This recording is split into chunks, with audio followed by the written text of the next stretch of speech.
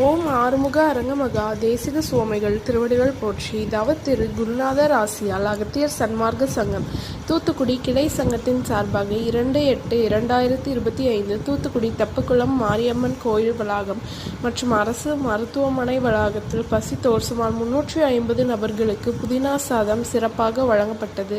வழங்கியவர்கள் திரு R Srinivasan Bahrain மற்றும் திருமதி ஆண்டாள் ஸ்ரீவில்லிபுத்தூர் மற்றும் எஸ் சாருமதி மற்றும் முத்துராஜ் ஏரல் மற்றும் திருமதி வேல்ராணி சுந்தர் மற்றும் திருமதி உதயசங்கரி ராமநாதன் தம்பதியினர் மற்றும் திரு சங்கர் குமார். அன்னதானத்திற்கு பொருளுதவி செய்தவர்களும் தொண்டு செய்தவர்களும் அவர்கள் குடும்பத்தாரும் எல்லா வளமும் பெற்று சிறப்புடன் வாழ வேண்டுகிறோம்.